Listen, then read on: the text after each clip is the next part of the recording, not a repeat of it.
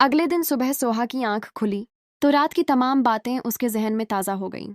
जावियार के वह अल्फाज बार बार उसके कानों में गूंज रहे थे। तुम मुझसे मोहब्बत करती हो सोहा, बस मानना नहीं चाहती। सोहा ने सिर झटक कर यह ख्याल दिल से निकालने की कोशिश की, लेकिन हकीकत यह थी कि अब वह खुद भी अपने जज्बात से भाग नहीं पा रही थी।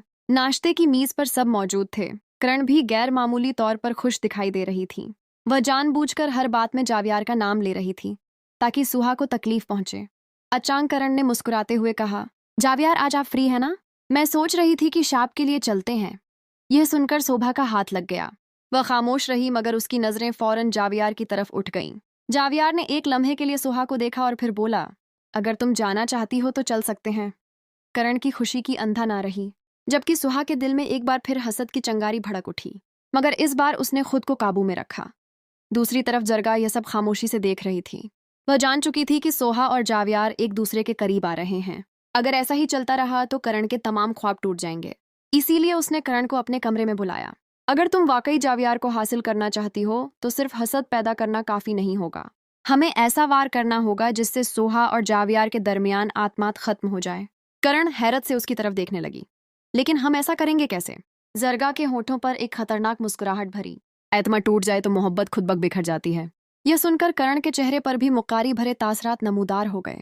इधर शॉपिंग के दौरान करण हर मुमकिन कोशिश कर रही थी कि जावियार उस पर तौजा दे, लेकिन जावियार की नजरें बार बार सोहा को तलाश कर रही थीं। अचानक उसके फोन पर एक पैगाम आया। पैगाम सोहा की तरफ से था, जल्दी घर आ जाओ, मुझे तुमसे जरूरी बात करनी है। यह पैगाम पढ़ते ही जावियार के चेहरे पर मुस्कुराहट आ गई।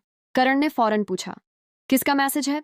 जावियार ने फोन जीब में रखते हुए जवाब दिया, किसी बहुत खास इंसान का। यह सुनकर करण का चेहरा उतर गया। उसे पहली बार महसूस हुआ कि शायद वह जावियार के दिल में अपनी जगह बनाने में नाकाम हो रही है। मगर उसे मालूम नहीं था कि जरगा पहले ही एक ऐसी चाल चल चुकी है जो बहुत जल्द सब कुछ बदलने वाली थी, और जब उस साजिश का राज खुलेगा तो सोहा और जावियार के दरमियान पैदा होने वाली कुर्बत एक बार फिर शदीद इम्तिहान में पड़ जाएगी। जावियार के घर पहुंचते ही माहौल में एक अजीब सी खामोशी थी। शोभा कमरे में बैठी उसके आने का इंतजार कर रही थी, मगर उसके चेहरे पर उलझन साफ नजर आ रही थी। जावियार अंदर आया तो सोहा ने फौरन पूछा, ये तुमने शॉपिंग पर करण के साथ जाने का क्यों फैसला किया?